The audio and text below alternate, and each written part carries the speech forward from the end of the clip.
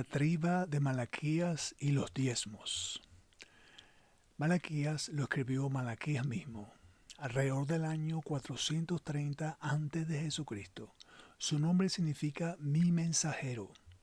Su nombre solo aparece aquí en Malaquías 1:1. El libro de Malaquías es una diatriba, último de los profetas menores y último libro del Antiguo Testamento. Después de esto, Dios no habló más a los profetas por 400 años. El silencio se rompió con el ángel anunciando el nacimiento de Juan, en Lucas 1:17. Juan el Bautista rompió el silencio de Dios. Esto fue profetizado por Malaquías, el último profeta del Antiguo Testamento. 400 años de silencio, y como se iban a romper esos 400 años de silencio, estaba profetizado en Malaquías, cuando habla de Juan. Eso lo vemos más adelante. Los destinatarios, quiénes eran y qué era lo que estaba pasando. Son a los israelitas en Judá después del cautiverio babilónico. Después de este tiempo que Dios los mandó para corregirlos, ellos regresaron y como que no estaban corregidos, porque estaban en apostasía y en rebelión contra Dios. Esos son los destinatarios de Malaquías. ¿Qué es diatriba? El prefijo dia, que se usa para indicar a través de. El dia es a través de. Luego el verbo tribe, que podemos establecer que es un sinónimo de frotar. A través de frotar. Ese es el significado de diatriba. ¿Y cómo es eso? Así se llama una expresión o un discurso que se caracteriza por su contenido agresivo contra algo o alguien, con preguntas y respuestas. Imagínate esta situación. En Malaquías está un carácter agresivo contra Dios mismo, porque la diatriba se está usando es contra Dios. La violencia es la principal característica de una diatriba. Por lo general, estos mensajes resultan polémicos y en ocasiones constituyen una injuria, ya que suelen contemplar agresiones y hasta difamaciones a personas o a algo, y en este caso es contra Dios mismo. En la Biblia, Romanos es una diatriba, Santiago también es una diatriba, y algunas porciones de varios libros. Cuando Jesús contesta una pregunta con otra pregunta, eso también es una diatriba. Profecías en Malaquías. Interesante esto, en 3:1. He aquí yo envío mi mensajero, el cual preparará el camino delante de mí. Hay dos mí. Yo envío mí. Y vendrá súbitamente a su templo el Señor a quien vosotros buscáis, y el ángel del pacto a quien deseáis vosotros. Es aquí viene, ha dicho Jehová de los ejércitos. Esto está escrito en Malaquías 3:1.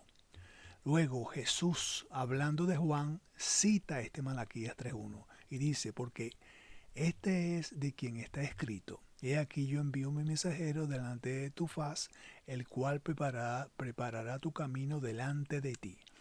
¿Ves? Jesús está citando a Malaquías 3:1. Está hablando de su cumplimiento literal, de que Juan era el mensajero que estaba anunciado en Malaquías 3:1. Luego dice más adelante en el mismo capítulo, en el 14, y si quieres recibirlo, él es aquel Elías que había de venir. Porque se estaba hablando de Elías aquí también. Luego, en Lucas 1:17, el ángel habla a Zacarías, el padre de Juan. Y mira lo que le dice.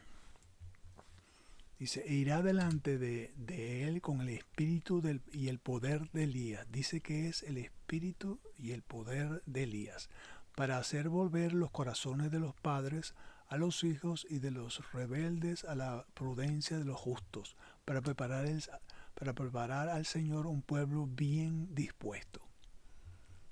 Hablando de esta profecía de aquí arriba. Luego Malaquías, él habla en el capítulo 4, este es el capítulo 3:1, y en el 4:5 él habla de otra cosa, y habla de Elías como persona, no el espíritu de Elías aquí en Juan.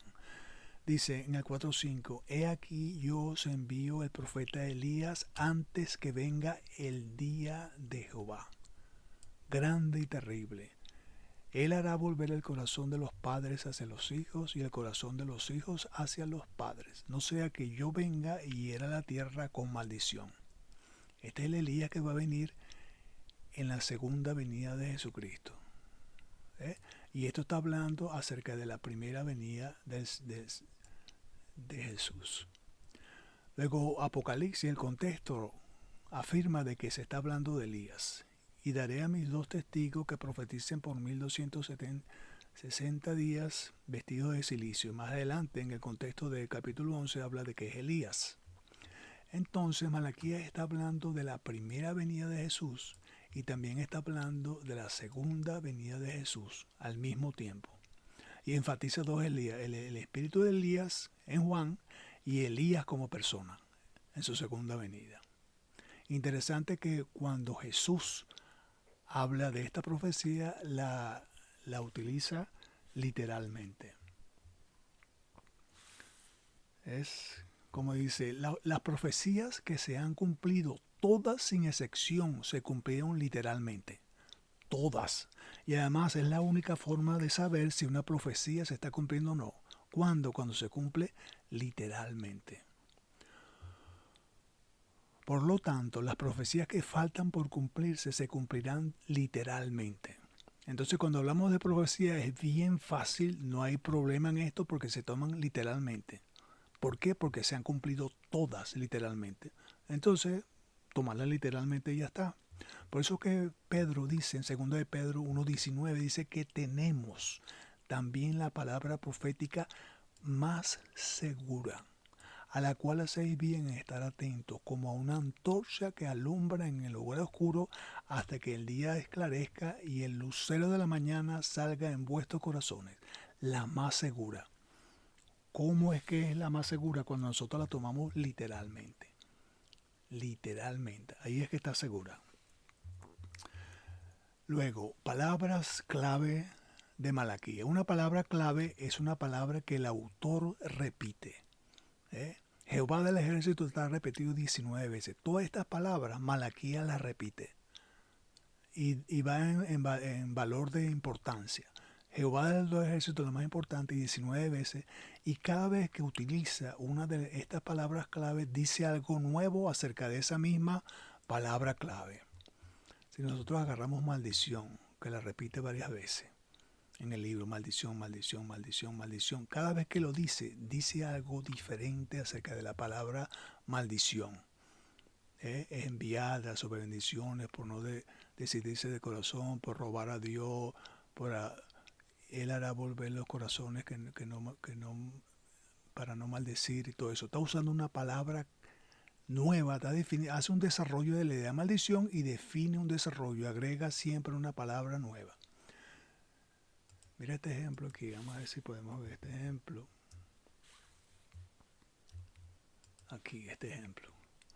Estas son las palabras clave de Malaquías,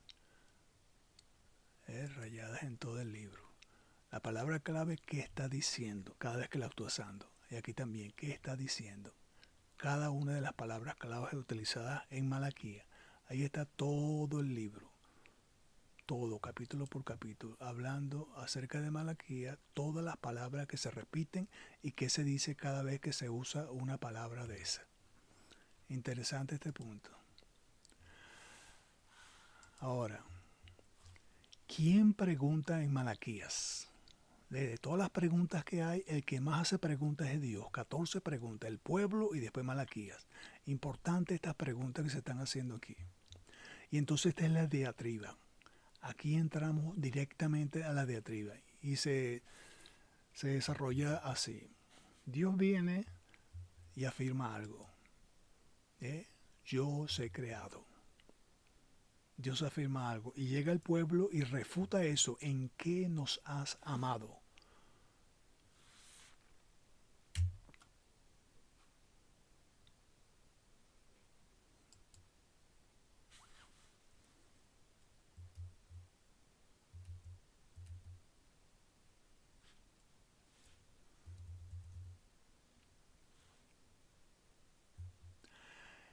Aquí empieza la diatriba. Dios afirma algo y el pueblo contesta lo que Dios está afirmando.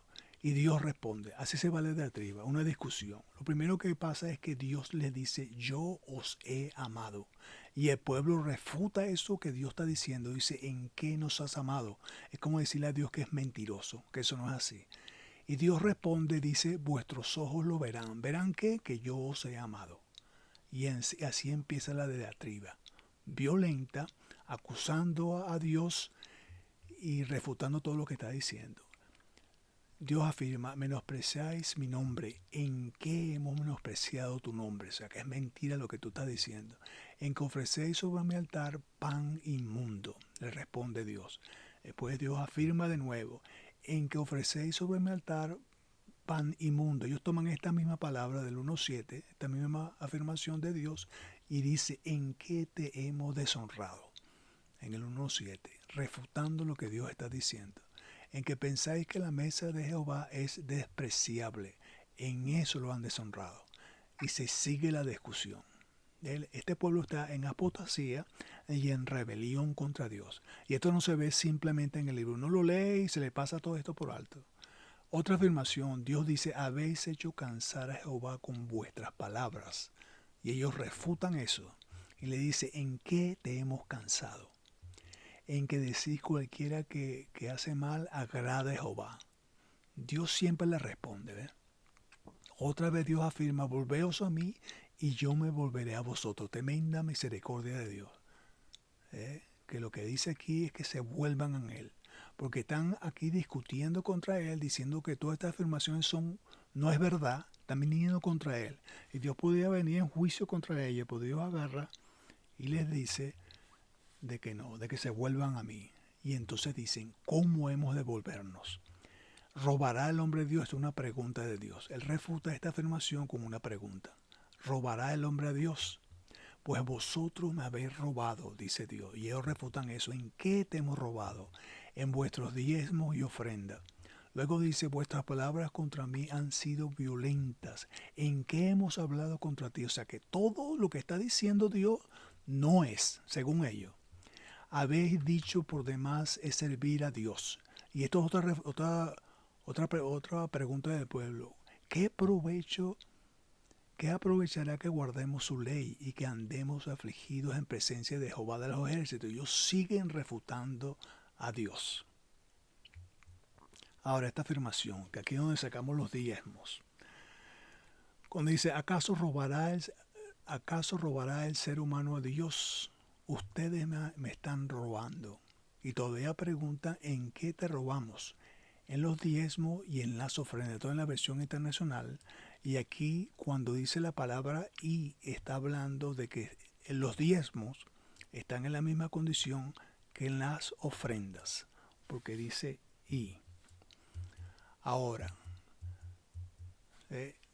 empieza el interrogatorio. Estoy en la versión internacional. Dice, traigan íntegro el diezmo a la tesorería del templo, así habrá alimento en mi casa. Pruébenme en esto, dice Jehová de los ejércitos, y vean si no abro las compuertas del cielo y derramo sobre ustedes bendición hasta que sobreabunde. Entonces, ¿qué está pasando aquí? El verde estamos nosotros. Nosotros lo que hacemos es traer. Estos son los verbos clave. Traer. ¿Por qué? ¿Cuál es el propósito? Que haya alimento en mi casa. Ese es el resultado. Pruébenme. Esto lo hacemos nosotros también. Pruébenme. Y vean que abro las compuertas, derramo bendición hasta que sobreabunde. Interesante aquí. Vamos a seguir un poquito más adelante. Dice, entonces dice, reprenderé al devorador. Esto es lo que hace Dios. Para que no arruine sus cultivos y las vides en los campos no pierdan su fruto, dice el Señor de los ejércitos. Reprende al devorador y para que no arruine. Entonces todas las naciones los llamarán dichosos, porque ustedes tendrán una tierra maravillosa, dice el Señor de los ejércitos. Todas las naciones los llamarán dichosos, tendrán una tierra maravillosa. Entonces hay cosas que hacemos nosotros y cosas que hace Dios. Si nosotros no hacemos esto, va a venir el devorador. El devorador, el que hace que el dinero se desaparezca. Y va a hacer y arruinar a la gente. ¿Por qué? por no hacer nuestra parte, traer, probarme y ver a Dios qué está haciendo y cómo Él se glorifica. Ahora, el Nuevo Testamento. La palabra diezmo no es usada por Pablo. Pablo nunca en ninguna parte, y él es el que pone todas las doctrinas en el Nuevo Testamento, él no habla del diezmo. Él habla es de las ofrendas. Habla de las ofrendas, no del diezmo. Y lo vamos a ver aquí en adelante, el Nuevo Testamento. Lo que sí es válido en el Nuevo Testamento es el principio de la prosperidad. Si nosotros damos, Dios nos va a dar. Ese principio sí está. Pero el diezmo no se está hablando de eso. Mira lo que pasa que lo vamos a hacer más adelante. Mi Dios pues suplirá, no sé si este es un versículo favorito, que a la gente le gusta, le fascina este versículo. Mi Dios pues suplirá todo lo que os falte conforme a su riqueza en gloria en Cristo Jesús. Ok, muy conocido a esto y lo memorizamos y todo lo demás y lo confesamos, lo oramos y todo lo demás. Mi Dios es una promesa, mi Dios. Ok, pero este es el versículo 19. Los versículos vienen de algún lugar y van para algún lugar. Hay que ver el contexto, el versículo anterior, el 18, para saber por qué Dios va a hacer esto. Mi Dios pues suplirá todo lo que os falte conforme a su riqueza en gloria en Cristo Jesús. Sí, ¿y por qué va a hacer eso? El 18. Pero todo lo he recibido. Tengo en abundancia. Estoy lleno, habiendo recibido de Epafrodito lo que enviasteis, olor fragante, sacrificio acepto y agradable a Dios. ¿Qué fue lo que pasó ahí? Que esta iglesia, los filipenses, le habían enviado dinero a él, todas sus necesidades, todo lo que le hacía falta, lo enviaron con Epafroditos a Pablo. Y entonces él es cuando él se está refiriendo a esta bendición, que es lo que dice Malaquías 3:10, porque ellos dieron. Mi Dios pues suplirá todo lo que os falten conforme a su riqueza en gloria en Cristo Jesús. Esto está en Malaquías 3:10. Esto es un principio que no se cambia. Nosotros estamos bajo ese principio. No estamos bajo los diezmos, pero estamos bajo este principio. Ahora mira más adelante.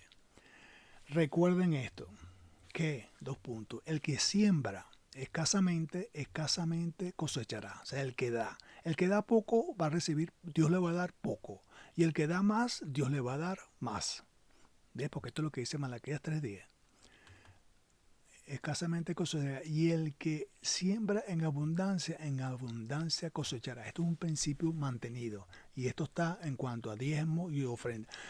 Si tú estás dando diezmo, amén, está bien que des diezmo. Si estás dando ofrenda, también está bien que estés dando ofrenda. Pero acuérdate de esto, que si es escasa, escasamente Dios te va a proveer de vuelta eso.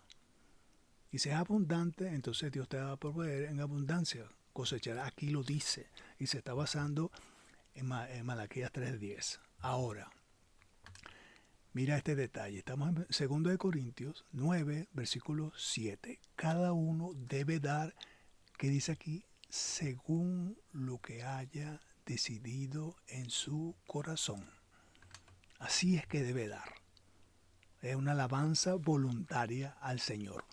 Entonces dice, ¿cómo es que? Entonces están los contrastes. Debe dar así.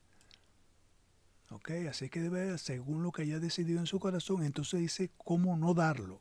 No de mala gana, ni por obligación. O sea, eso de que obligar a la gente que dé diezmo, eso está mal. Eso lo decide la gente voluntariamente. Si quiere dar diezmo, o si quiere dar más del diezmo, o si quiere dar una ofrenda. Eso lo decide la persona voluntariamente. Eso no se puede obligar. Aquí lo dice bien claro. No de mala gana ni por obligación. ¿Por qué? Porque Dios ama al que da con alegría. A ese es que el Dios ama.